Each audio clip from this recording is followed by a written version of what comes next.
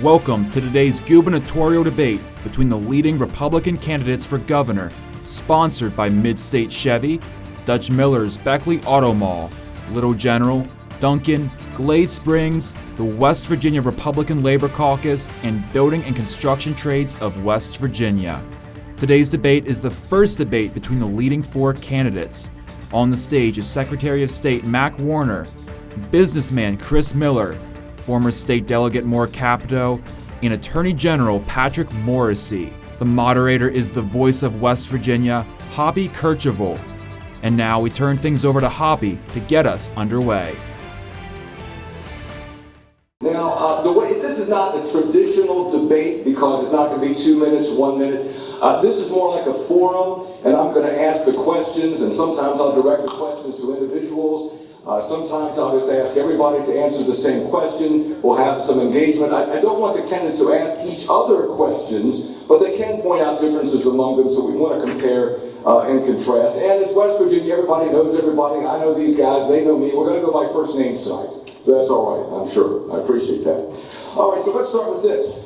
West Virginia is a predominantly conservative state, and so the race for the GOP nomination for governor is often a race to the right. So I want each of you to take a chance now, and we only have 90 minutes, let's keep it tight, take a moment and give me an example of why you are the most conservative or more conservative than anybody else on this stage. I'll start at the right with you, Mac. Take a minute. Why are you the most conservative, if you are the most conservative?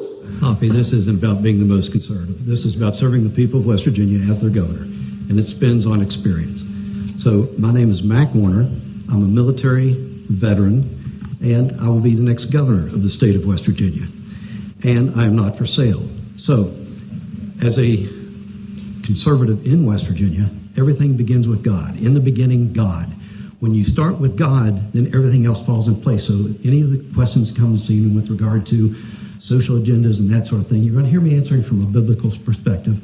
That's who I am, and that's why I want to be governor of West Virginia. Okay, anybody want to take the conservative bait? Patrick? Well, I'm not shy of being a conservative, I'll tell you that. So first of all, I want to thank Julie and the Raleigh County Executive Committee and every one of you who came here tonight. This is the first sanctioned debate with all of the major candidates. I'm proud to be here, and I will answer that question because I think West Virginia needs a proven conservative with a record of getting big things done. One of the things you're going to hear a lot about tonight are big promises about how you're going to advance a conservative agenda. I'm going to ask every one of you to think, though, who has actually been in the arena and fought and delivered for West Virginia on the conservative values we hold dear. I'm unabashedly pro-life, I'm pro-Second Amendment, pro-coal, pro-Trump, and there's not one other person on the stage who has been able to deliver on all of those conservative issues in the arena the last number of years. Good people, but I think we want someone with a proven record of getting really big things done in the arena. That's my record as your Attorney General, and I'm anxious to get going as your governor so that West Virginia can really rise in those economic rankings, and we're going to keep that far left, those woke ideas outside of our state. Is Patrick more conservative than you? Thank you very much, Hop, and hello to everybody here at Glade Springs. It's great to be with you. I want to thank all the activists with the Raleigh County GOP that worked so hard to put this together because this is a very important interview. And what you want to hear tonight are how each one of these candidates want to attack the very issues that are most important to you. I'm a sixth-generation West Virginian. I'm the father of 2 young children. The future of this state is personal to me. And you ask the question of what has been done, and the comment was made on promises. Well, I can tell you, I am the get-it-done conservative in this race because I have delivered. I helped to write the most pro-life piece of legislation in the entire country to make West Virginia a flagship pro-life state. I wrote the legislation to ban sanctuary cities in the state of West Virginia and ensured its passage. I wrote countless pieces of legislation to ensure that our Second Amendment rights in the state of West Virginia are protected and that no one in the federal government is ever going to come into this state and take our firearms. Those are just a few of the things that I've gotten done. but all of you who own businesses and who work each and every day, one of the most proud conservative things that I've gotten done for the people of West Virginia is deliver the largest tax cut in the history of this state, with reduction triggers in place to take it to zero. Ladies and gentlemen, that's just what I've done. We're just getting started, and you never ever have to guess where I'll be on those conservative issues. And we're going to get into some of those issues you mentioned. Chris, who's the most conservative? Hoppy, conservatives don't have to talk. They walk the walk. And I'm the only person on this stage that's actually an active business owner. I'm heavily invested in West Virginia. We have about 500 employees inside of the state of West Virginia. We got about 750 employees around the country. And I walk the walk because there's nothing more conservative than being available in the free market to provide employment and jobs and to run an economy. And that's what we do. I'm a farmer, I'm a business owner, and also, guess what? I'm on my church's council. I'm married, been married for 20 years. I've got my wife who's over here. I've got 3 kids. We reside right here in West Virginia, and we love this state. And you know what else? Here's the best part. I'm on my church's council, and I'm also the #1 bundler for President Donald Trump in the history of West Virginia. That's called walking the walk. That's not called talking the talk. That's what business guys do. We take action. Attorney General Morrissey, you have regularly made statements like this: I am not a product of political royalty. Is that a reference to others here on this stage? Moore Capito, son of Senator Capito, Chris Miller, son of Carol Miller. Are you referring to the people on this stage? I will tell you, Hoppy, I'm the one person running who comes to this from the perspective of a lot of strong experience advancing conservative values, but I wasn't handed anything to me. I had to work hard. Hoppy, growing up, I'm the first person who ever made it through to college and made it to law school. I know what it's like to have a work ethic and not have things handed to me. So I am very different than all the other candidates in this race because I don't have another family member on the ballot. And also, I'm not someone that was handed something to me or put on third base expecting to be delivered to home. Chris Miller, were you put on third base? When I was 10 and a half years old, I told my dad I wanted a pair of Air Jordan tennis shoes. When he found out they cost $125, you know what they told me? He told me to get a job. And I've been working ever since. Then after that, you know what I did? Manual labor on a farm for about 4 years. My brother and I worked every single summer for $4 an hour, building barbed wire fences, cutting down locust trees, running heavy equipment, learning how to weld. Like, I'm talking about real work. If that's third base, I don't know what you guys are talking about. It sounds silly to me. Are you Moore Capito? Are you political royalty? Like I said earlier, Hoppy, and I appreciate the question, I'm the get it done conservative in this race. We've heard on the stage about walking the walk. It's about what you have done. As West Virginians, we're all about family. We're all about our community. We hold each other up and we support each other. We help each other succeed. I'm the one who was at the tip of the spear as House Judiciary Chairman in delivering the most conservative agenda in the history of our state.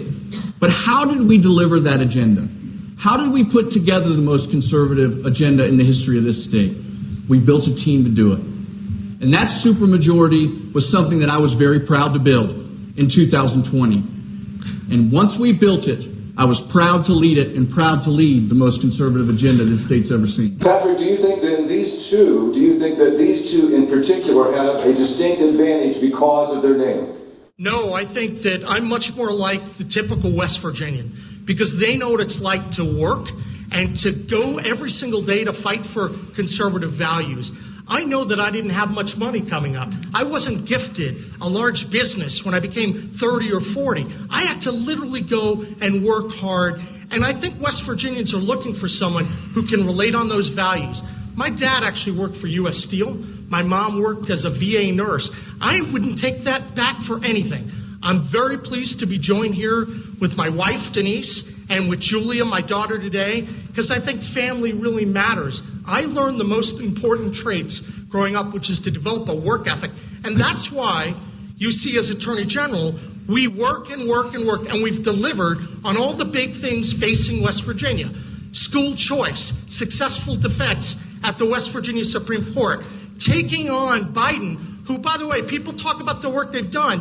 We've been in the arena going after Biden and Obama and all the folks on the far left. And for Southern West Virginia and all our state, We've delivered protecting coal miners, first and we're going to get to that. Opioid settlements, time after time. And you brought up we're going to get to the opioid settlement right now. And Mac, I'm going to get back to you on this question. More capital in the last debate, you specifically criticized Attorney General Morrissey for the $141 million in fees due attorneys who negotiated the more than $900 million in settlements with drug companies and opioid lawsuits. The AG is right here to your left. Do you want to repeat your accusation, and we will give the AG a chance to respond, then bring in Mac. What do you think that Patrick did wrong in the settlement? Are we going to Mac, or is that me? You first. God, I didn't. You were pointing. I'm sorry. Saying, all good. I'm happy to take that. Absolutely, I'll repeat that. And, we've heard a lot of accusation on the stage. I don't know why Patrick wants to come after Mac and Chris and myself about our names. Quite frankly, he is probably the biggest name in the drug pharmaceutical lobbying D.C. sphere that exists. We know that to be the case. We saw a tragedy that happened in this state, and we've seen it over the past 2 decades. And we had a chance to settle something for a once-in-a-lifetime settlement with the very people that he used to work for. But instead of maximizing our return, we left maybe $1 billion on the table because Patrick made a sweetheart deal with the very people that he used to represent. And that's the part of the story that's not being told. All right, but Patrick, I want to give you a chance to respond and bring back in here. So, a sweetheart deal. So this is a good example of what these traditional politicians do. They're devoid of facts, and they launch drive-by attacks. Here's what happened in the opioid settlement. West Virginia is #1 per capita in the country, and it's not even close. Number 2 is New Mexico. They're approximately 20% less in terms of per capita. Let me go on. Kentucky, one of our neighboring states, had about 1/3 per capita of the settlements from West Virginia. And when I was negotiating these, one of the key things that I did, I stuck to doing what was right. I didn't listen to the political elites. Quite frankly, I didn't listen to your mom, who recommended that I settle on the cheap for the national settlements that would have resulted in half the money that ultimately we brought in. We stood for the right thing, and our record is one of the best fighting the opioid epidemic in the country. Hey, Patrick, Let me get in. I want to say, Chris. You don't talk about somebody's mom in West Virginia. All right. Okay. Hang on. We didn't get a long reference. I think we got to get more. But Mike, I want to bring you into this. Go ahead. Boy, when he gets started on deceiving West Virginians, it's hard for him to stop, isn't it? Okay. Patrick Morrissey has been deceiving West Virginians, talking about he's the only conservative and that sort of thing, trying to claim that he's a West Virginian. He born in New York, raised in New Jersey, and then comes here and has the audacity to think he's going to be the best person to run for governor. So in this opioid settlement, he has settled $141 million, goes to the lawyers, and then he shows up at the basketball game with those lawyers, gets donations from these people. Folks, that's not the way we do it here in West Virginia. Once again, facts matter. And what I want everyone to do is to go to Morrissey Press, to the Twitter feed, and we'll reveal all in terms of the amount per capita. And let me address the legal fees as well. This is important. West Virginia, through my office, negotiated the single best fee with outside counsel in the country, 7.76%. And then I very much objected to the fees that went to the counties and to the cities. And if you look at all the facts, you'll see that my record on outside counsel fees is as good as you're going to find across the country. So I think you should go to the facts. This is not a fact-free zone. Our record's very strong, and now we have a record to begin the healing. We can actually begin to put the resources to attack this drug problem from a supply, a demand, and educational perspective.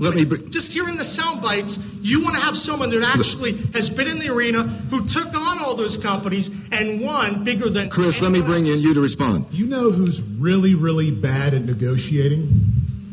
Politicians and bureaucrats are really, really bad at negotiating. You know who's really, really good at negotiating? Business guys. People that make their living taking risks and providing employment. We do it every single day. And I've sat back and watched over and over and over again the bad deals that politicians enter us into. Over and over and over again. We get outshucked and jived by special interest. Over and over and over again, we get entered into bad deals based on what politicians do. You want to know why? Because it's easy to negotiate with somebody else's money. It's easy to negotiate with somebody else's money, and they do a terrible job of it. The opiate settlement, for example, he mentioned the state of New Mexico. The state of New Mexico literally got more money than we got, and we had 4 times the amount of overdoses. We had 4 times the amount of overdoses in West Virginia as they did in New Mexico. All right, let Patrick respond. The amount of money that they got. So, once again, I want you to go to the videotape, and I want you to go to Morrissey Press, because it's going to lay out, and even the lawyers will tell you this, West Virginia had approximately 20% higher overall amount that we brought in than New Mexico, which was number 2. And once again, looking at the connecting states, Kentucky has had a real problem as well. We literally have 3 times the per capita number. We opted out against the national settlement that all the media, all the political elites pushed me to accept. I said no. You know why? I wanted to stand up for West Virginians, and that's what we've done, and I'm going to keep doing that as your next. West Virginians are not big pharma. West Virginians are not big pharma. When you're talking about standing up, you're standing up for big pharma, and that's an embarrassment. I'm going to go on to another issue, and Chris, I'm going to start with you. In one of your TV ads, you say West Virginia, quote, should drug test everyone in the welfare system. Excuse me, that's a quote. Are you aware that many courts have said that is a violation of the 4th Amendment of the Constitution preventing unlawful search and seizure?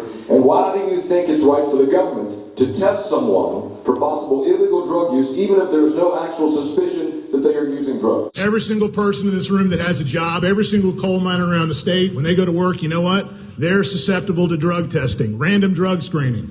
It's something that is necessary because you can't do your job when you're inebriated. And we're all sick of it. We're all sick of paying tax dollars to let people milk off of the system and not have to pass a drug test. So, I mean, in my mind, it's pretty simple. But there's another angle here, Hoppy, that I think is worth mentioning. Because our job is to make sure that our people are taken care of. And if we're drug testing people on welfare, then we know that none of those dollars are going to take care of their children. None of those dollars are going to take care of the kids in need. And so it's going to allow you to understand where the problem is, help people get the help that they need, and make sure and redirect the resources to the kids who are the ones that are the future of our state. Mac, do you support or oppose drug testing for welfare recipients that Chris proposes if he's governor? Hoppy, I'm a battle-tested constitutional Christian conservative. The constitutional part, I'm a lawyer. I've got a master's degree in law. I will follow the rule of law. So if it's against the 4th Amendment, no. But I think he's on the right track. We need to be looking at ways of checking people so that we don't have people receiving welfare who are doing drugs. More cabinet, do you support or oppose drug testing for all welfare recipients? No, I appreciate the question. At the end of the day, the money that we're talking about right now, it's your money. It's your money. This is the people of West Virginians' money. And we should be absolutely monitoring the recipients of this money to ensure that they're not getting into drug activity. We've got thousands of kids right now that don't have parents. They're being raised by their grandparents. More grandparents in the state of West Virginia are raising their children's children than any other state per capita. So do you believe that, as Chris is proposing, that welfare recipients should be drug tested? We absolutely need to evaluate that, but of course we're not going to run afoul of the Constitution, but we have to ensure that we are stewards of the taxpayer money, and we do not need people on drugs taking advantage of tax dollars. Patrick, drug testing for welfare recipients. Yes, absolutely, and I would go even further. Many of you may know that when I became Attorney General, I ramped up the efforts to go after fraud, waste, and abuse. We created the first ever disability fraud system in our state when all the politicians and the bureaucrats said absolutely no. Consumer protection has been very strong. We go after fraud. We've had record-breaking settlements. But I think there's a bigger issue as well. We want to make sure that the next governor actually has the experience to go through all the waste that's existing within the agencies, who has represented all those agencies, who knows that we're going to have to save an awful lot of money so we can return it back to the people. I strongly support getting rid of the state income tax. I think it's really important that we dramatically cut taxes so that we can attract more people to the state, because the biggest problem we have right now is we need to grow our workforce participation. And Patrick, we're going to get to that. We're going to get to taxes and workforce, absolutely. But just to be clear, so you're a lawyer, so do you think it's constitutional to drug test welfare recipients without suspicion. I think that's what Chris is proposing. You have to draft this the right way, and we've obviously had a darn good batting average in court, both taking on Biden and defending the laws in West Virginia. But you have to do it with someone who has the conservative background and experience, not just to throw sound bites out that may test well in the polls. You actually have to someone who knows how to get it done and is delivered, and has a batting average in court that's probably 75 or 80% on all those big federal issues. All right. And knows how to hire Mac, go ahead. outside counsel to get it done. What's that? Go ahead, Mac. What? He hires outside counsel to get. And your problem with that is? Just he's taking credit for everything that has happened, and the facts decide let Mac these cases. finish. So, Mac, I'm sorry. Go ahead. Facts decide these cases, all right? It's not the lawyers so many times, and that's what he's trying to take credit for. And they're saying he's deceiving the people of West Virginia, and it needs to stop. Once he gets on this roll, he just rolls and rolls and rolls, and it's all deception to the people of West Virginia. Hoppy, I'm just glad that everybody on stage is adopting my campaign messages that get it done conservative. Wait, let me let you, Patrick, you address specifically. You deal with that. Go ahead. That you're taking credit for what outside counsel does. Well, look, I think if you look at the record, we actually won the most important case against the deep state and the swamp in generations, West Virginia v. EPA.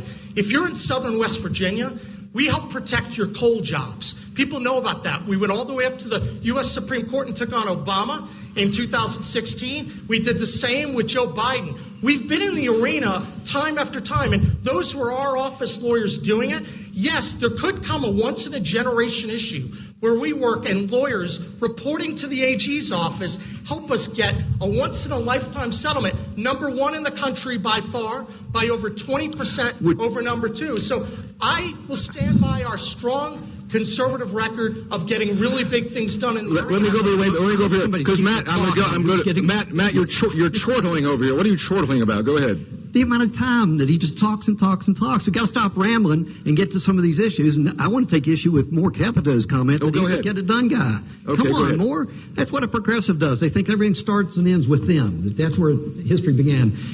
This tax cut and all the other things you're taking credit for, there were people working on this long before you even came on the scene, Moore. So let's be real and not try to take credit for everything that other people have done. You have been addressed directly. Absolutely. I appreciate that. And you know what? I grew up my whole life playing sports. Played a lot of ball here, actually, in Beckley. Used to go to the Coal Classic all the time. And I understand one thing is critically important for success.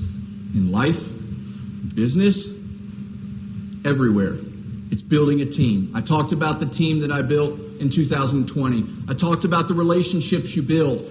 It's about putting together a team that can deliver. And that's exactly what I'm talking about when I talk about being the get-it-done conservative. It's about putting a team together, listening and doing. And you quit your job? You quit the job right before the House of Delegates meets this year, and you quit? That's a quitter. Nobody in West Virginia likes a quitter more. Okay, you were elected by 18,000 people you were supposed to represent, and you walked out of them. What if Governor to run for the next highest office, Governor? What if Justice stepped out of the governor's job to run for Senate?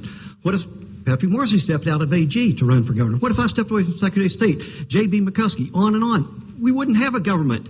You don't walk away. You know, in the United States military, a commander of 18,000 troops is a two-star general. To think what would happen before we rolled into Afghanistan or Iraq if he just said, no, I'll quit. I'm going to go on to my next job. Nobody in West Virginia likes a quitter more. People of the state of West Virginia, I'll tell you what the people of the state of West Virginia appreciate. They appreciate someone that shows up. I've driven 70,000 miles across the state of West Virginia, and the only thing that I've been doing is listening, not asking for a thing. I've sat down at kitchen tables, talked about what's going on in my family, what's going on in other folks' family, what's going on in their schools and their businesses and their churches, how we grow West Virginia. West Virginians want to see their governor, and I know that takes a 100% commitment to going to every single county in this state and seeing and spending as much time and being able to shake as many hands and listen to as many people as possible. That's my commitment to the people of the state of West Virginia, and that's exactly why I'm doing it this way. Let's do two things. One is I'm going to ask Chris to respond. Also, I'm going to ask whoever's in charge of the building to turn the thermostat down a little bit because it's heating up here.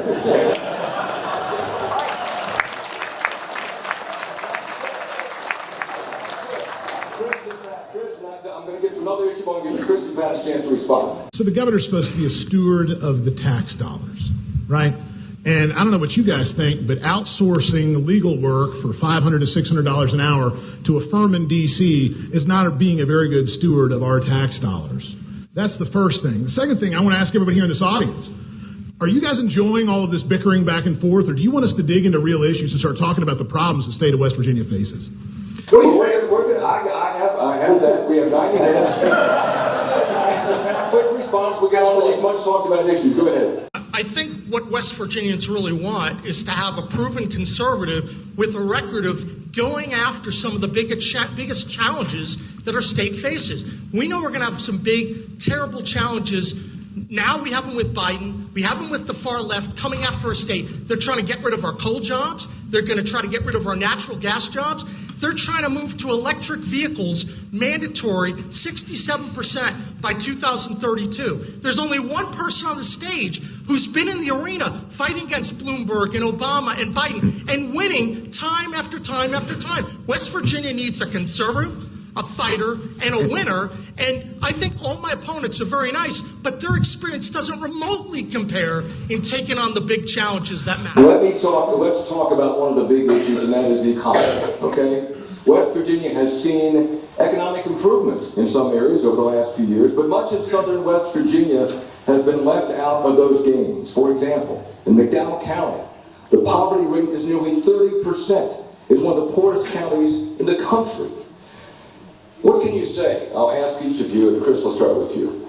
What can you say to the people of McDowell County, and counties like that are struggling mightily, that their lives will be better under a Chris Miller administration? Give me something specific that if the government can change their lives, how the government would change their lives under you. And I'll ask everybody the same question. So the first thing we're going to do is we're going to get rid of the state income tax, and that's going to put a lot of money back into people's pockets. The second thing that we're going to do is run state government more like a business, because if I ran my businesses the way the government spends our tax dollars, I'd be broke. The last thing that we're going to do is we're going to audit every single dime that is spent inside of the government, because there's not going to be any more $300 hammers. It's absolutely ridiculous. We need to know where every single dollar is going to make sure and find all of the waste and get rid of it completely. Those are some of the very first things that we're going to do. But guess what else we're going to do? We have all of this coal hoppy. We have all of this natural gas. We have the potential for nuclear power. And West Virginia has more water that passes through its state than any other state in the country. We also, by the way, have rare earth elements here. We're going to leverage all of our resources to drive down the cost of power for our people, be the state in the union with the cheapest power in the country, and use that for the foundation of all of our economic growth and development. Mac, how about that for an answer? Mac? Education. Education. In what way? Education. We're going to fix education. We're going to get West Virginia off the bottom of the stack of states nationally. And you do that. We've already started it. Again, the legislature, I love giving credit to the legislature because I put trust in the legislative process. 100 delegates from all around the state, 34 senators from all around the state get together collectively and come up with ideas such as the educational plan that they have now, where we're putting assistants into first and second grades, now third grade. We have to have people reading at grade level by third grade, or they fall further and further behind. So we're going to fix that kind of education. We're going to put money into the early education, birth to 3, then pre-K, then K through 12. We're going to add career tech opportunities. Not everybody's designed to go to college. We're going to emphasize career tech opportunities. We're going to do what Toyota has done, and that's put in internships for people that are willing to come out of high school and go to work with them, and then employ them from that. That's what we need to be doing all around the state, and that's what I want to do for Mercer County or Princeton or McDowell County, whatever. Okay, we got some ideas from these guys. Improving McDowell County and counties like it more. I'll start with you. Go to Patrick. Give me some specifics of what your administration will do to help. Absolutely. Look, I would say this. I've spent a lot of time in McDowell County and many other parts of southern West Virginia. I've been to Gary, I've been to Yeager, I've been to Welch. I've been in all parts, 55 counties. And one of the things that I want to do as your governor, I want to have a very robust competition. The fact is that different regions of the state need different things. But one thing is clear, we would do better if we had a backyard brawl economically with all the states that we touch. And this is exactly what I mean by that. I think for West Virginia to move, to grow to the next level, we have to make sure that we line up for the public and the world to see a list of all of our taxes, all of the regulations, all of the workforce rules, the licensing rules, and look at what's going on in Virginia, in Maryland, Ohio, and Pennsylvania, and Kentucky. And then we need to compete in the economic arena and defeat them. And we need to do that. That alone is going to drive economic growth. We have to advance our standard of living for those who are most poor right now. And I agree with what Max said. He was referencing school choice and the Hope Scholarship. I was proud to successfully defend that law as your state attorney general. Yes, it's another victory for the attorney general's office, and we were able to win despite some really big challenges. As governor, I'm going to look to further expand Hope Scholarship. It will be the broadest school choice program in America when I'm governor. I have a hope question to get to that. What can you say to the folks in McDowell County to give them hope? 100%. I've been to McDowell County, or McDowell County, the free state of McDowell County. Spent a lot of time down there, actually. Spent a lot of time all across this state. And when we look at economic development, I think everybody on this stage has said something along the lines of, West Virginia's on the right track. We've got some good momentum going on right now. We've put those foundational principles and policies in place that we believe in as conservatives, and they're going to work. School choice is one. Lowering the personal income tax is certainly one. Protecting your Second Amendment is a huge one. Being a pro-life state is a huge one. These cultural and fiscal issues that we got done in the legislature to put us on the right track. But, Hoppy, you ask an important question. There are a lot of people in southern West Virginia that feel left behind. Spent a lot of my time here. One of the most critical things that we need to do in southern West Virginia is we need to complete the infrastructure projects that we started. We have to make sure that this part of the world and the coal fields are connected to all of the other states around us with some of these infrastructure projects. And it's not just roads. It's water and it's sewage.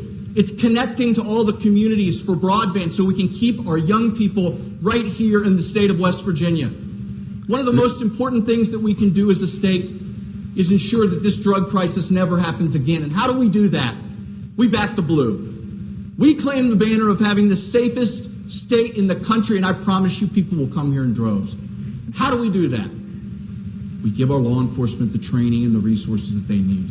On education, we expand school choice. Look at the options that we have just here in Raleigh County alone. We expand those. We put parents in charge, and we disrupt the system because it's broken. We expand, double, and triple down on our vocational skills so that our children can be set up for success. Let's go If to it's done, why haven't we gotten it done yet? More?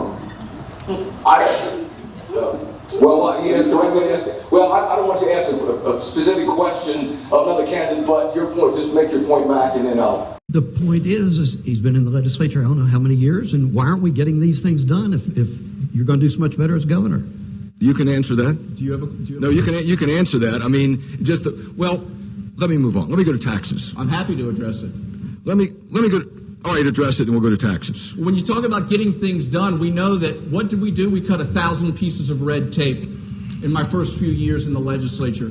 We put through the largest tax cut in the history of the state. We created school choice across the state of West Virginia right in the face of huge headwinds against the institutionalized unions that were trying to beat us back. I was there for all of that stuff, and it's starting to work. We had the most aggressive voucher program in the country, and I think it's still in the top 2 or 3 right now to ensure that children can never be roadblocked from getting the education that they deserve. All right, We've gotten things done, and as your governor, we will continue to get Let them. me go to, I'm going to go to taxes because that came up in the economic discussion. West Virginia, and Chris, I'm going to start with you because of something you said. West Virginia has in place a mechanism to lower and eventually phase out the state income tax. If and when we meet certain benchmarks for revenue in the state. States already cut the state income tax rates by 21%. Chris, in the last debate, you said you would, quote, eliminate the income tax day one. That's your quote. Eliminate the income tax day one. First, that would require an act of the legislature. And second, the state income tax is expected to raise $2 billion this budget year. That is 40% of the entire general revenue budget. I'll ask everybody here, but how do you make up that? Do you stand by that? You'll cut the entire income tax day one if you get the legislature to approve it. And how do you make up the difference of $2 billion on day one? And I'll ask everybody else to respond too. Unleash capitalism. It's pretty simple. So our state faces a major challenge. We've been declining in population for the past 40 years, and we have an aging population. And it's going to create the perfect storm where eventually it puts us in a horrible financial position because we won't have a big enough tax base paying taxes to justify a big bloated government. And it's going to be a bad day for West Virginia. So in March of 2020, Hoppy, I started a data company because I was curious to see what was going to happen. Anytime throughout history we've had a pandemic, it shows that there are trends that occur. And so I wanted to study the trends. And there's some interesting things that we learned. Our country's in the beginning stages of a demographic shift. And it's not as simple as California to Texas and New York and New Jersey to Florida. It's ingrained in a bunch of stuff, social, cultural, economic, and political, to address the economic piece. 3 of the 4 fastest growing states post-pandemic are Tennessee, Texas, and Florida. And you know what they all have in common? A 0 state income tax. You want to know why? Because the Trump tax cuts got rid of the SALT deductions. And it used to be you were able to deduct a lot of your state level taxes from your federal ticket before you sent your check in. Well, the rates went down, but those deductions all went away. And so, oh my goodness, imagine this. Capital flows like water to the places that it's most welcome. And people with money and that were looking for jobs started leaving the high income tax states and going to the places that have a 0 income tax state. Sounds like a pretty simple mechanism to solve a problem. So that's why I do it on day one. So Patrick, Is Chris right? Is it fiscally possible or appropriate to cut the entire state income tax day one? Yes or no? So the answer is we must get rid of the state income tax. The difference between Chris and myself is it's going to take Chris a year to figure out where everything is located there, and we need a conservative who knows how to make the tough choices to go after to save existing taxpayers spending money. That's number one. Number two, we want to make sure that we're driving the workforce participation and that could be part of how we pay for the income tax. So let's talk about specifics. Right now, there are about 65,000 open jobs right here in West Virginia. We need to be able to get a lot of those filled. Imagine if you could start to fill 10,000, 15,000 of those jobs. You get a bolus of money economically that then you could drive to try to wipe out that income tax and to invest in infrastructure and an expanded Hope Scholarship. That's what we need to do. Can you do it right away? Do it without any experience, except being on the inside, getting government contracts. More, can you do it day one? One of the most critical things that we have to do in the state of West Virginia is absolutely get rid of the personal income tax. I was proud to be a part of drafting the bill that reduced it by 21% with triggers in place to get rid of it. Hoppy, I think that we can absolutely accelerate that. When you look at the personal income tax collections this year as compared to last year, including a 21% cut, we're beating expectations, which means that more people are participating in our economy here in West Virginia. When we continue to see those numbers because of the pro-growth economic policies that we got done in the legislature, you'll continue to see that growth and we'll accelerate that reduction. you'll accelerate, but you can't do it day one. In order to do it day one, you either got to triple the sales tax or you have to cut 40% out of education. So we are going to accelerate the personal income tax reduction. I'm going to come back to you, Chris, but Matt, can you do it day one? You can't, not responsibly. And so these ideas come from, in this case, the RGA, or I'm in the National Association of Secretaries of States. We get together and we change ideas. And when they see these states that are getting rid of state income tax and they're coming along, then that idea spreads, and that's where our legislature get these ideas. So from my perspective, 134 heads are better than one that says, yes, we can cut it on day one. Our 100 delegates, 34 senators, they've come up with a very responsible approach to this. I love the legislative process, and that's what I'll do as a governor, build that team. My wife is in the House of Delegates. She's with me here this evening. She knows the people by name. We will call them over to the governor's mansion. We will have these sorts of discussions. What is the responsible way to get rid of the income tax? And that's how we're going to lead as a couple from the governor's mansion. Mac, are you saying that Chris's plan, you said we'll do it a responsible way. Are you saying that Chris's plan is irresponsible? Yes, I don't see how you're going to replace that money right off on day one. You have to phase it in, and that's what we're doing. Chris? I love Mac Warner. He's a good man.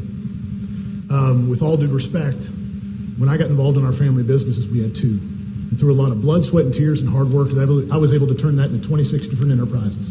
About $750 million flow through those enterprises every single year. I'm the only person on this stage not only that understands how to run businesses and grow an economy, but I'm also the only person here on this stage that understands complex financial management, understanding balance sheets, and also how to manage budgets. So this is pretty simple, guys.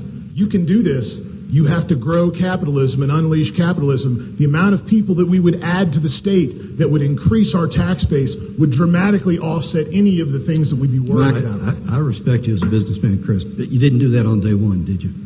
Didn't do what on day one? Made these 26 businesses and so forth. You grew it over time. You phase into it. Yeah. Agreed. A lot of hard work. And guess what? This job's going to be hard, and it's going to take a lot of hard work. All right. Roads.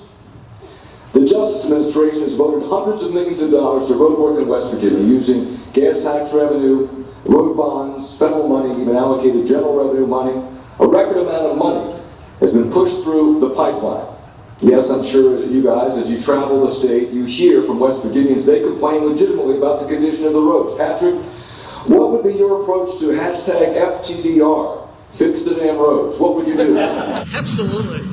Look, when you think about how to create a successful state, one of the things you look at are the major drivers of what makes a state successful. What's the tax rate? What's the regulatory platform? Healthcare, workforce quality, and workforce participation. You look at the physical infrastructure. You look at all of those different things and others.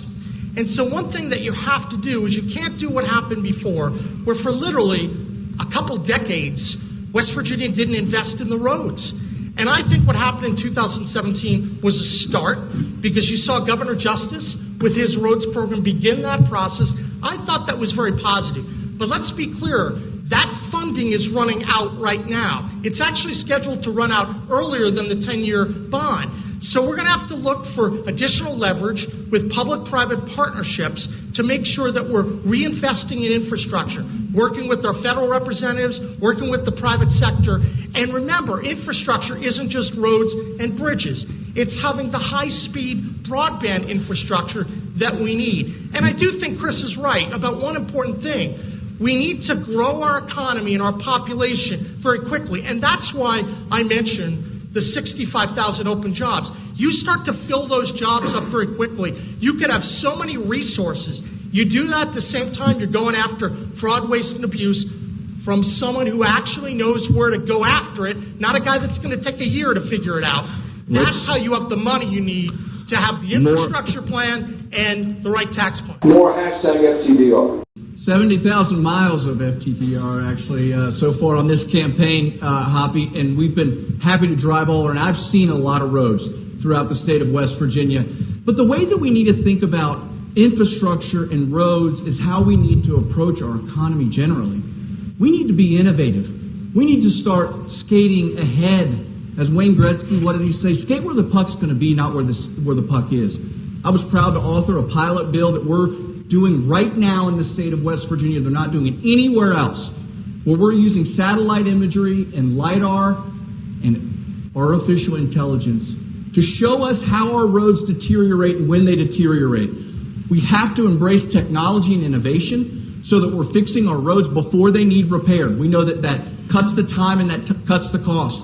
And as governor, you got to make sure that your contractors are working on time. We got to get these roads paved. We got to get our bridges fixed. As others have said on the stage, infrastructure doesn't end with roads. I think it certainly starts with roads. You know, one issue on roads and construction, and highways will tell you this, is that they can't find people to work. That gets to the workforce issue, and salaried engineers can make twice as much in the private sector. They can't find truck drivers because they make more, twice as much if they're working for the gas company. So, would you say we need to pay DOH workers more money, or more than Patrick? I think what we absolutely have to do, as I mentioned earlier, we have to double down on our vocational and trade schools in the state of West Virginia. We have kids, I have visited vocational schools all across this state, and I shared an example with you the last time that we visited. I said, I looked at a kid down in Logan, and he was welding a pipe, and I said, hey, what are you doing here? Why do you like this? He goes, I like working with my hands, and I want to make money. And it occurred to me, what sort of mindset could you want more in this day and age than that? A willingness to dig in. That's what we're all about as West Virginians. We have the grit to want to dig in and earn a living, and that's exactly what's going on, and we need to expand that. And when we build the workforce, Hoppy, then we're going to have more people that are willing to come here and build their businesses here because we'll have the workforce right here. Patrick, would you pay DOH workers more? Here's what I'm going to do, and you're going to hear a common theme tonight. We have to compete much better with all the states that we touch. And I talked about it for taxation, for regulation, for infrastructure, all of the key movers that attract people to our state. But also, we have to look out. We know that there are certain counties in West Virginia that border other states, and the starting salary for a teacher might be $40,000 higher. They can't hire the law enforcement that they need because of the difference between the salary paid from other states in West Virginia.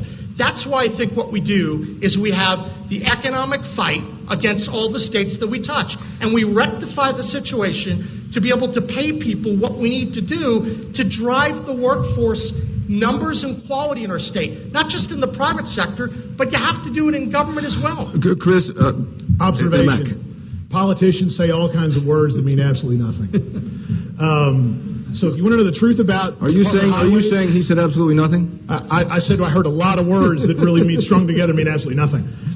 You guys want to know the truth? The Department of Highways is a serious problem. We're already bonded to the gizzards. We can't borrow more money.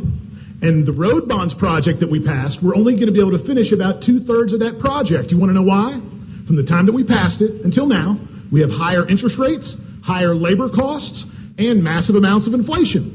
So the only way that we're going to be able to finish the extra 1/3 of the road bonds project is to come out of general revenue. That's going to be a problem. We have to get very, very smart and very, very creative about how we fix our roads because the infrastructure is very, very important for economic growth and development. Mac, you know what the first thing I'll do, Poppy, is I'm going to pave Route 7 so I don't have to listen to you complain about it every day on talk. I do have a specific need in Route 7. I will admit to that. But... Folks, we need to make government transparent. And so everybody that's got a pothole should be able to get online. Now, I've done this in the Secretary of State's office. One, we're using cell phones to see something, text something, fraud in the elections arena. We're using it for our single online process to get answers to you 24/7 on weekends, in your pajamas. If you have a question about business, you can get on our website and get your answers using artificial intelligence. We can do the same things in roads. You have a pothole, get online, let us know about it.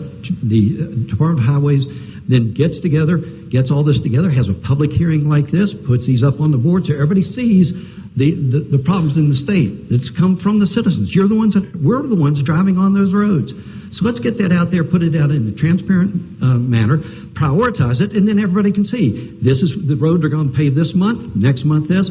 I mentioned in the first debate about a city councilman out in the Eastern Panhandle said they found out they were going to pave the city streets the day that the Department of Highways showed up and started looking for a staging area for their equipment. That's not the way, that's a lack of communication. West Virginia, gentlemen, has a law that bans abortion in most cases, but it does allow a window of time for adult and minor victims of rape and incest to seek an abortion.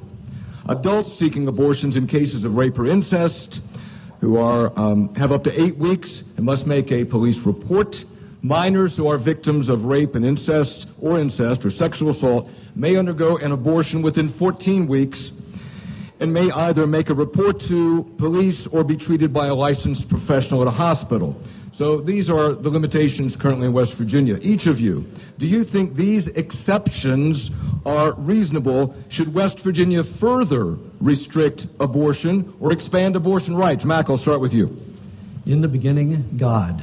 All right? Life begins at conception and ends at natural death. That's where I stand. Now, you also have heard me say that I'm a believer in the legislative process. And these 134 members have gotten together and come up with a reasonable approach. Both lives matter. Both the mother and the child matter. And so if our legislature has said that that is the appropriate way with a responsible approach, then as governor, I will follow that law. So you are open to, I don't want to put words in your mouth, but you are open to a change in the abortion law if that's the will of the legislature? It's the will of the legislature. I stand personally, life begins at conception and ends at natural death. So that's where I would stand. But I plan to be the governor of this state, and if the legislators of this state say that this approach is the best, then I will execute that as governor. Chris? Protect the life of the mother, protect the life of the child is pretty simple. I'm pro-life. And if anybody here has not watched the documentary Silent Screams, I encourage you to go do it, because it is an in-depth look from a camera inside of the womb of a mother during an abortion at 8 weeks, at 16 weeks, at 32 weeks. And it will totally change your perception on what an abortion is. Do you support the current law then, as it is written? Absolutely. Okay, Patrick? not only do I support the current law, as the Attorney General of the state, I'm the one on the stage defending the current law. And we've had success so far pushing back at this, trying to get rid of the good work product that happened last summer. I think it's important. As your governor, you're not going to have to wonder where I stand on pro-life issues. And that's because as your Attorney General, I was the first pro-life Attorney General in state history. So I've been very aggressive trying to defend our state law. I've worked very hard to eliminate all the taxpayer funding. I was part of the team working with Mississippi. We worked to get rid of Roe v. Wade. I've been working on that in the fields for a long, long time, and I'm proud that my office has led the way in West Virginia and nationally to protect innocent life. I think it's the most important duty for a public official to protect innocent life. That's what I'll do as governor. Moore, do you support the current law? I think you were in the legislature during that time. Should the law be changed one way or another? Thank you, Hobby. I just want to say I'm 100% pro-life. Always have been, and I will be as governor. Of course I support the law. When the Dobbs decision came down, the West Virginia legislature, we sprang to action. We went right into session, and I helped write the bill that made West Virginia one of the first states to act.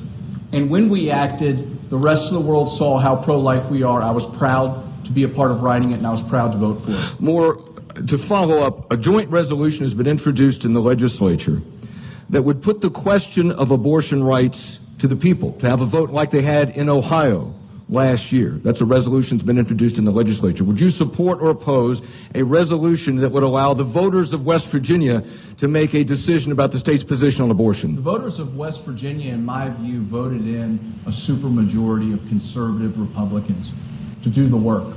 And that's exactly what we did in the West Virginia legislature as conservatives. We rolled up our sleeves and we walked the walk as pro-life conservative Republicans. And we acted, and that's the way that it should. So you would oppose that, Patrick?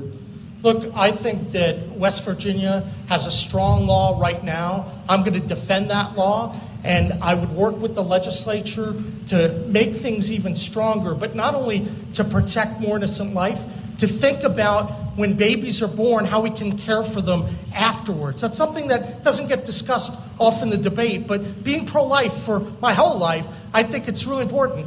I want to tell you something personal right now. I was premature 7 weeks, and my mom was very pro-life. And back then in 1967, that was a pretty big deal. I was very fortunate, and I became so passionate to protect life at a very young age.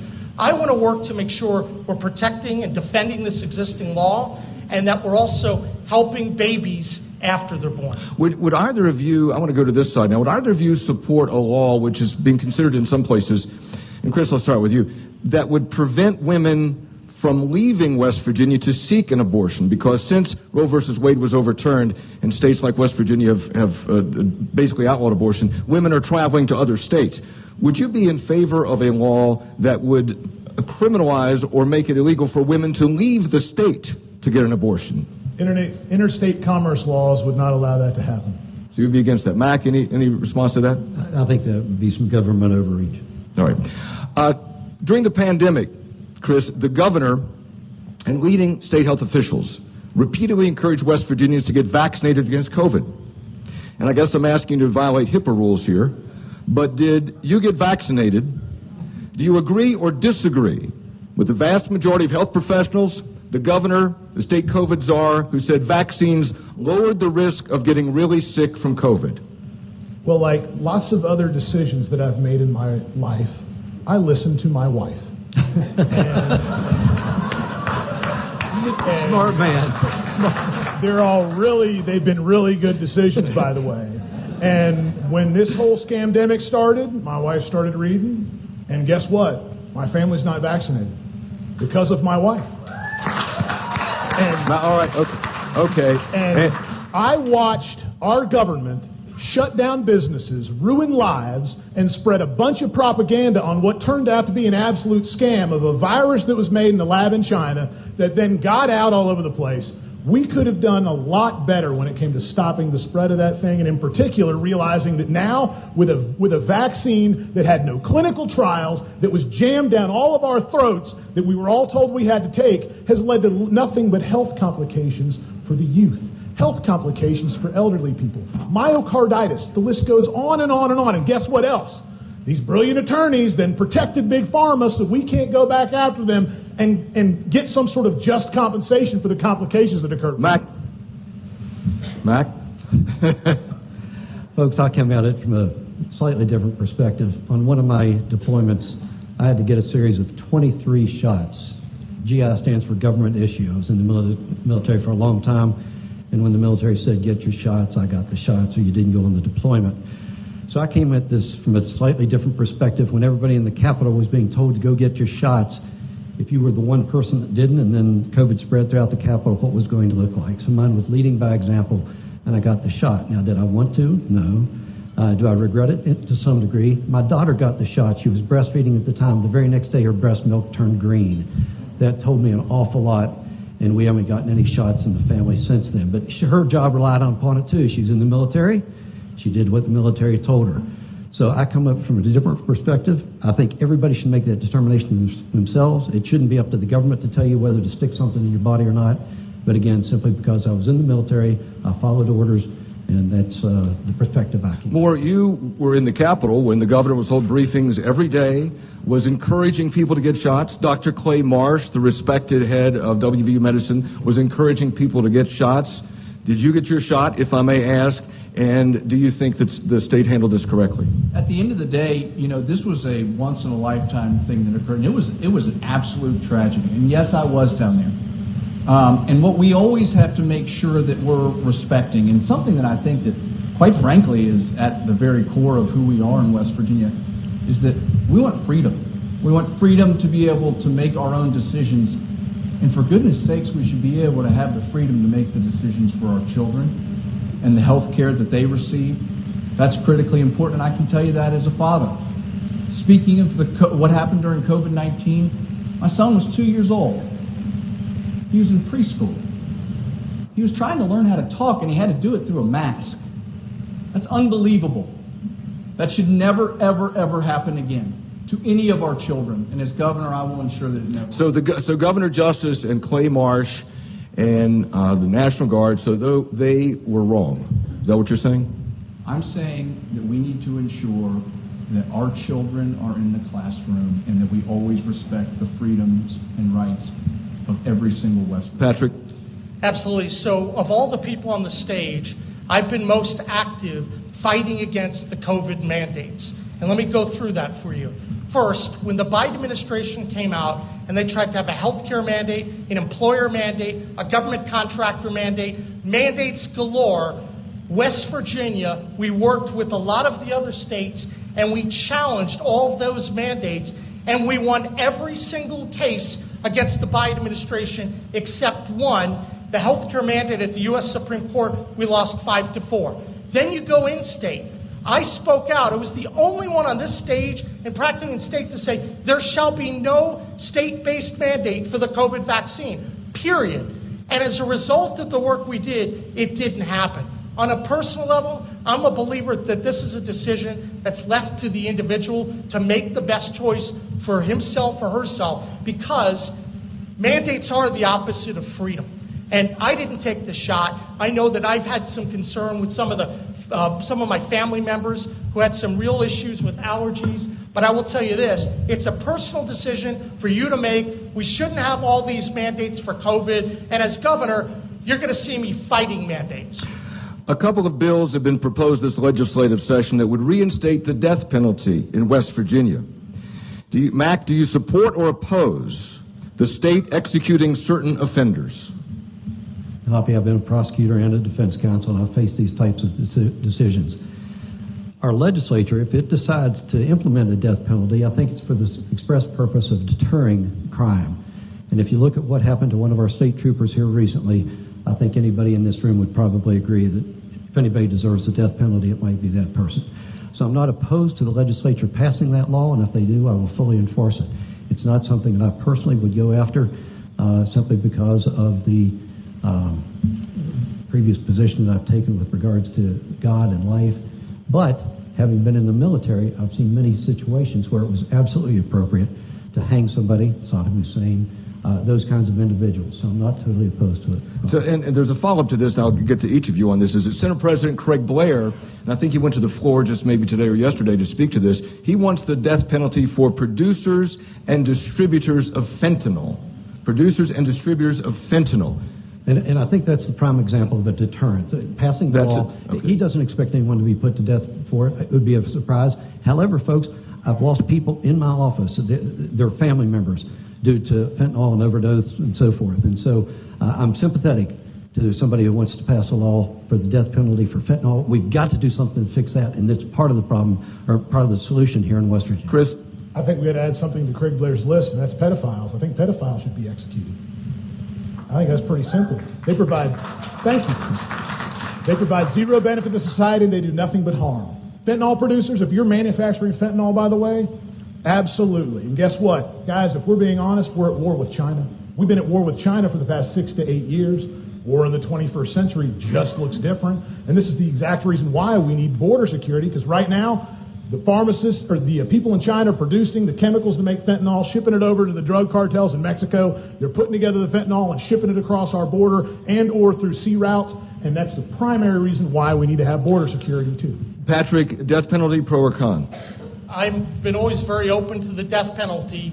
I think when you apply it, though, it's really important to have a capital crimes unit to make sure that not one innocent person ever gets executed. So I believe when you commit certain violent and treasonous acts that the ultimate penalty could apply, but you have to make sure that person is innocent. I also want to build further.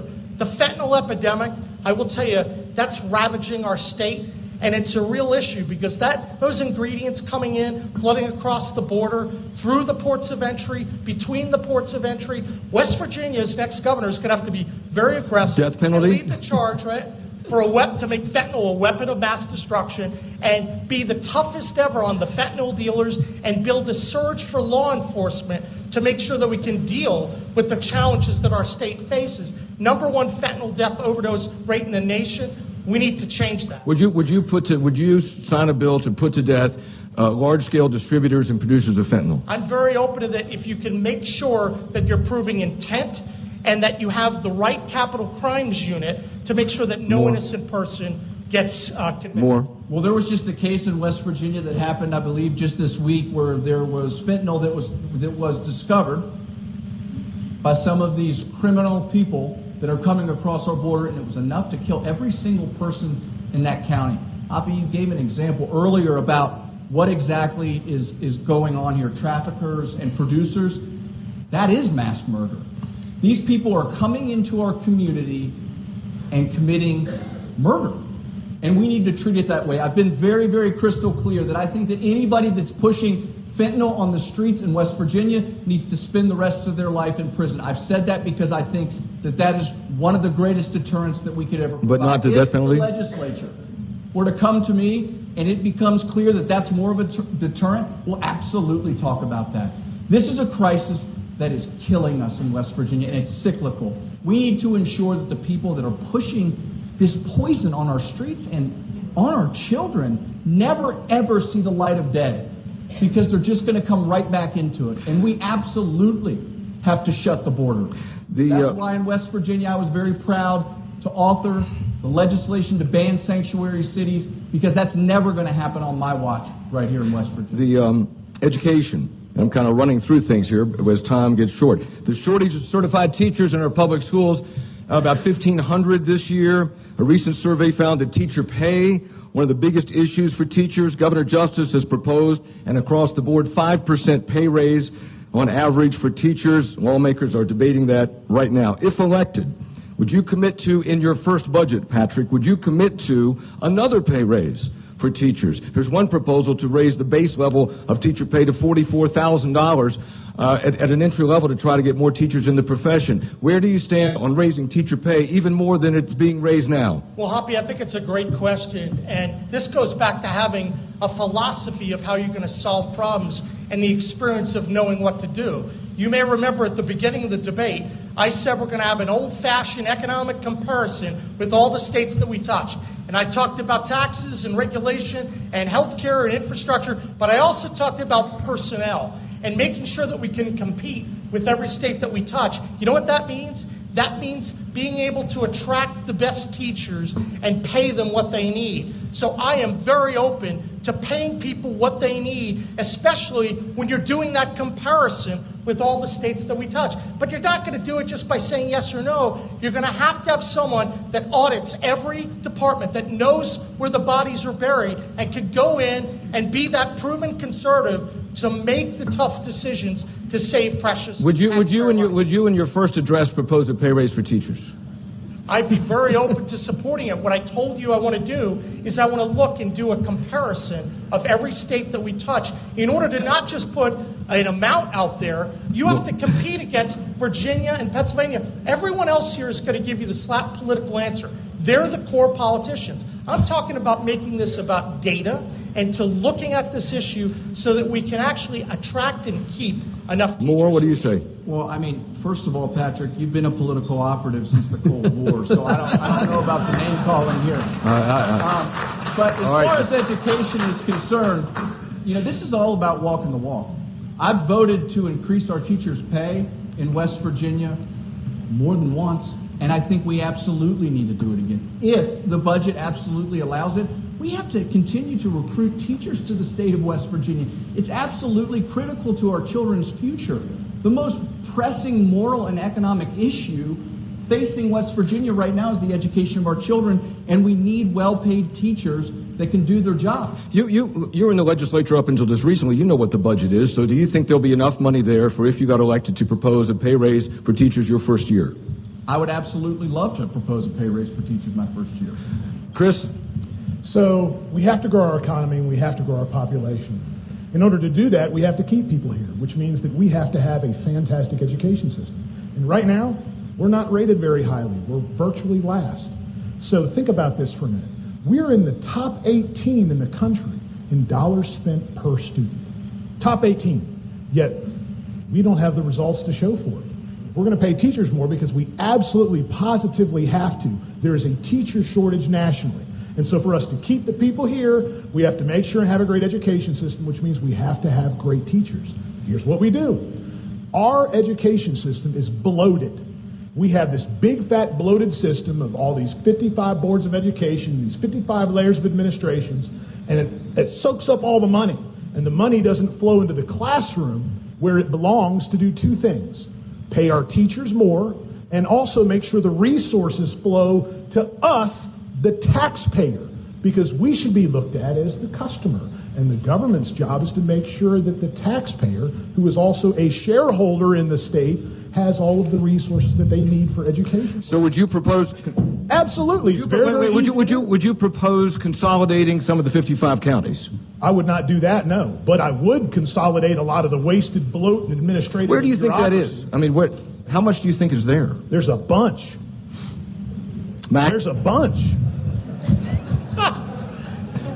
Wait a minute, you're short. All right, we have a chortle over here. Because this is what happens. You get a guy that claims he's an outsider, and yet meanwhile, Chris ended up getting $20 million of government contracts for his car firm. I have zero government contracts. That is completely Hang on, utterly let him finish, false. I'll let you At respond. least, but to be clear, you need someone who's going to be a proven conservative on day one, who's going to be able to look under the hood and know what to do.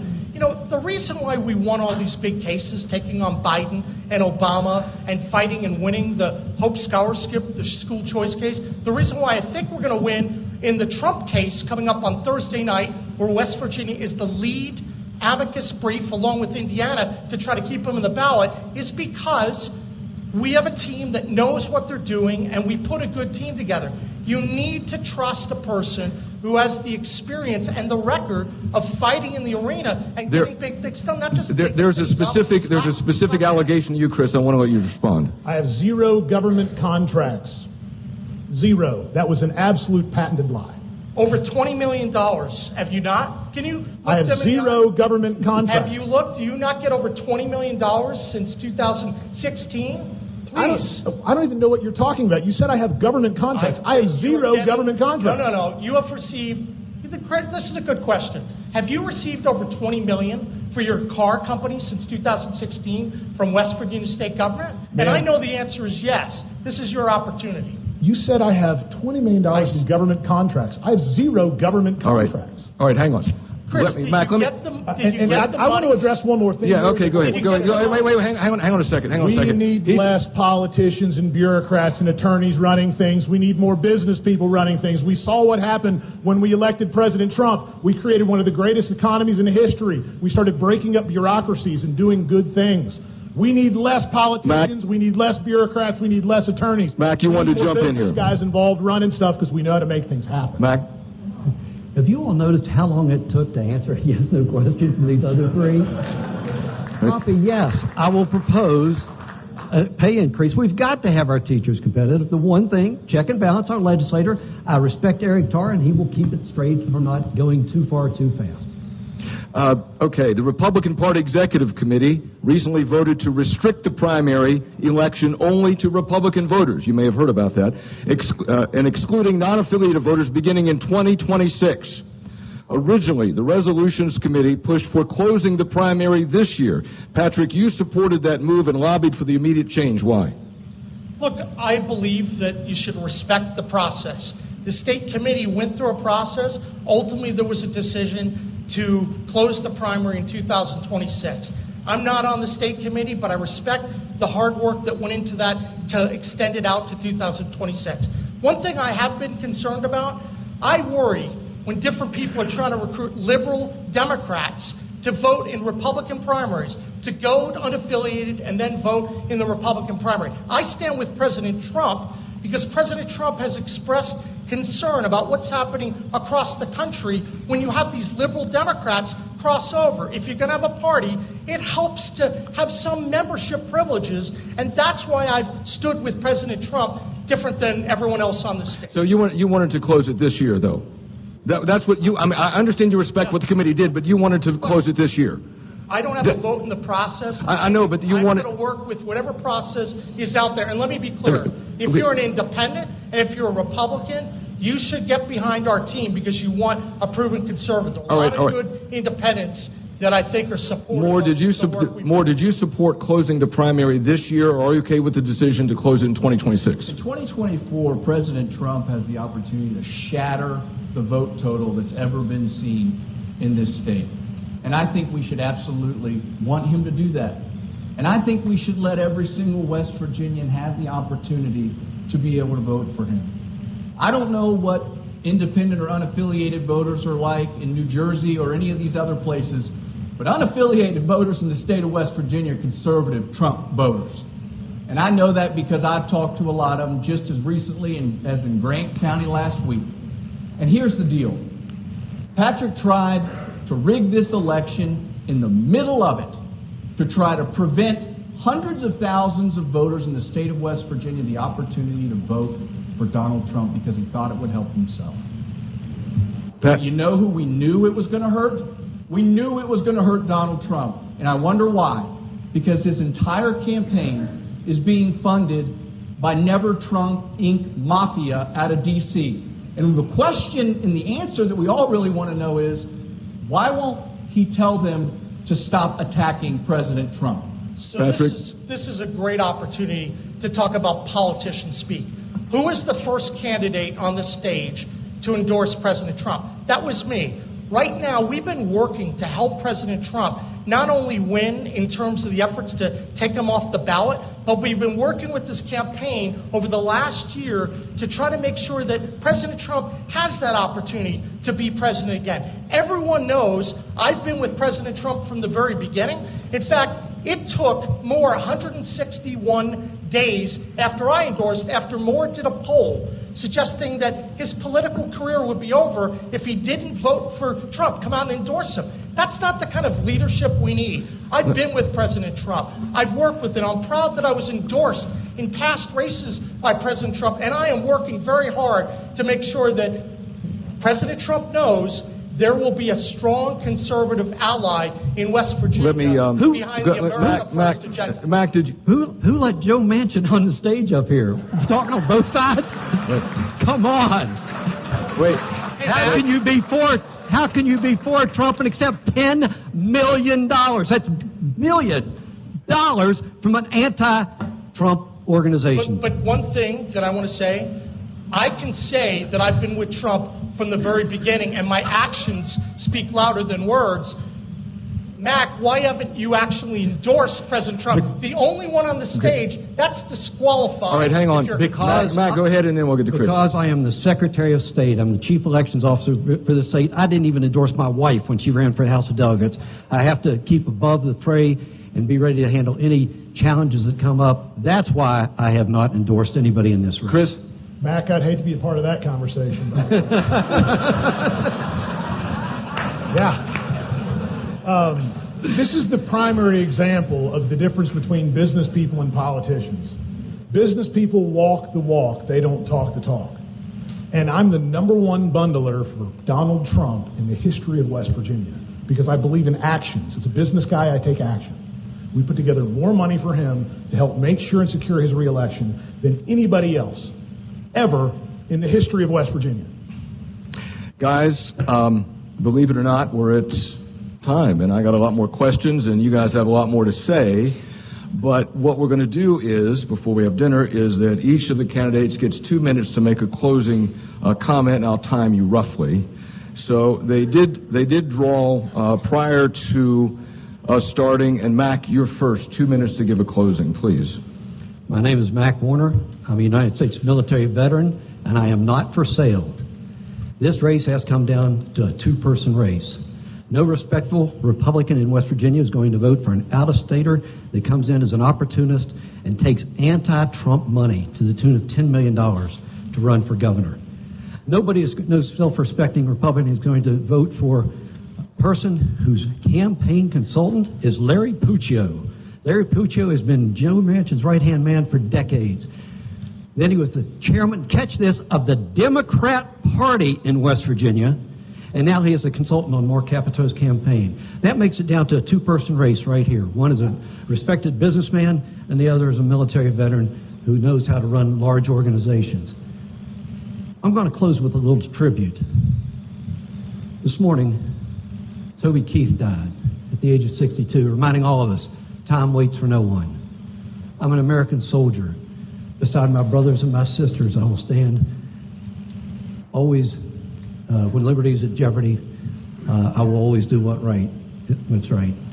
Sleep in peace tonight. I'm an American soldier. That's what you're going to get for governor when you elect me. My name is Mac Warner.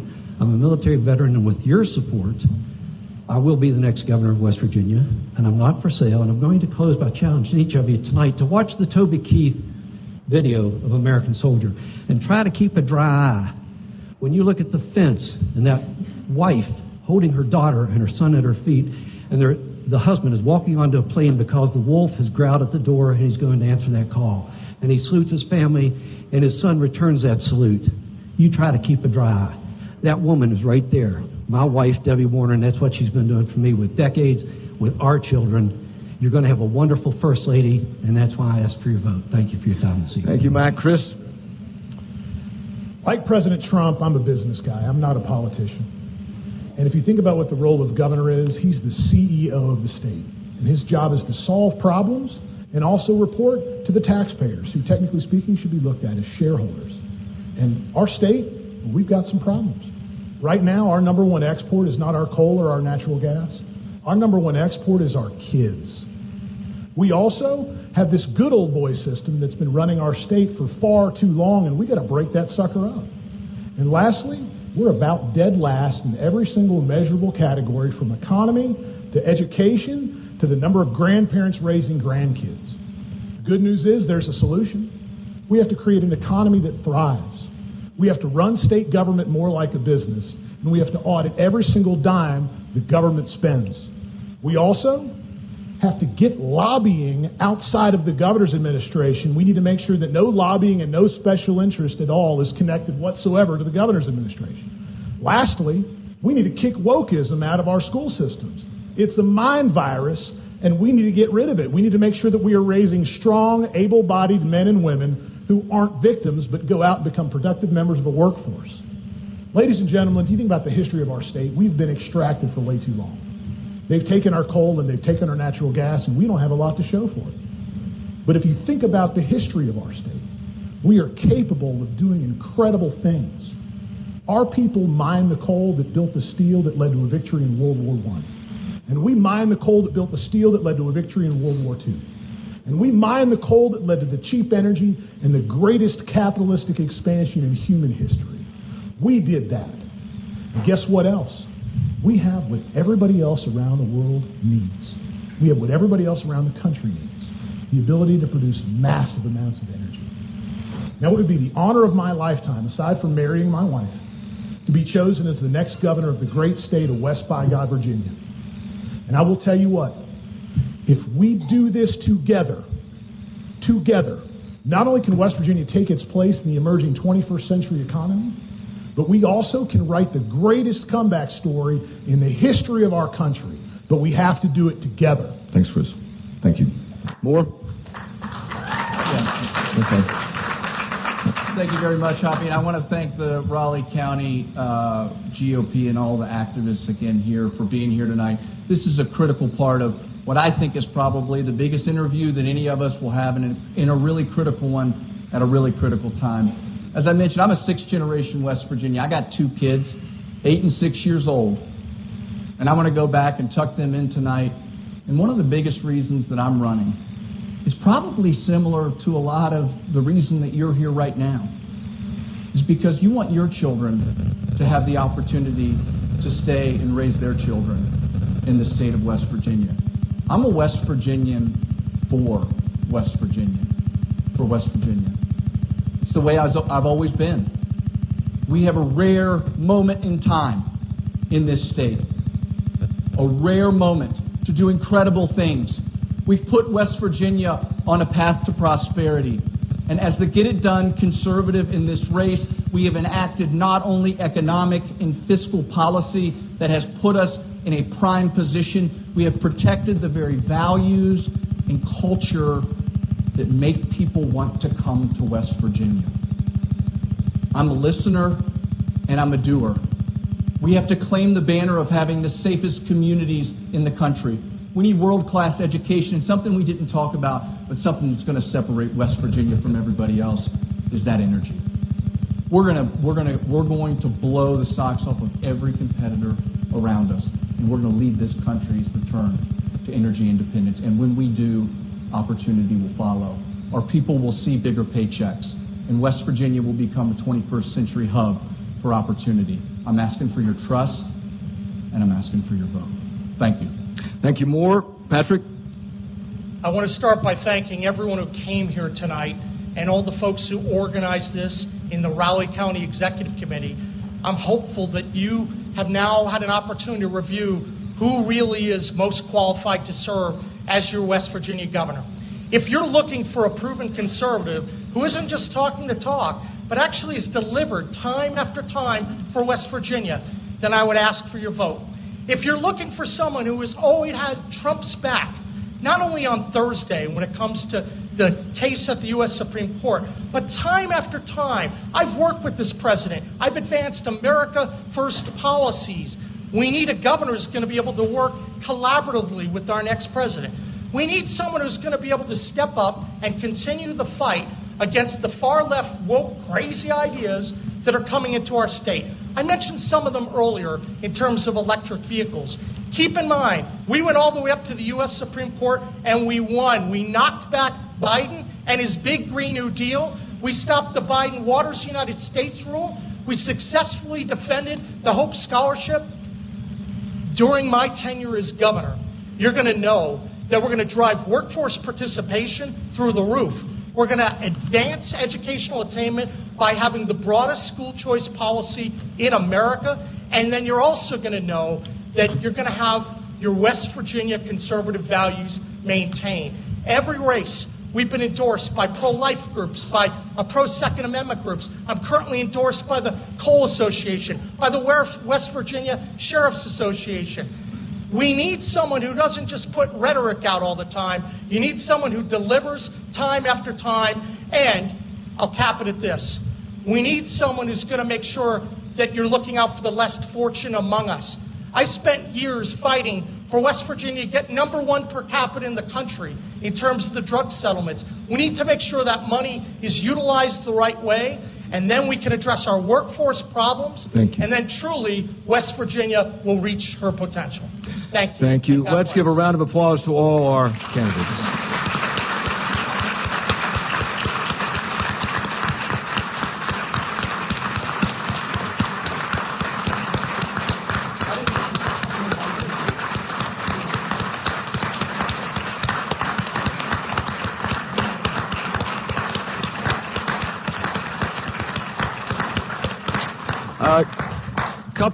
Couple of announcements. I echo that. That standing O is outstanding. That was a really good discussion by you guys. So congratulations to you guys. Great crowd tonight. A couple quick announcements. A shout out to WVU Tech students and the volunteers who are acting as ushers tonight.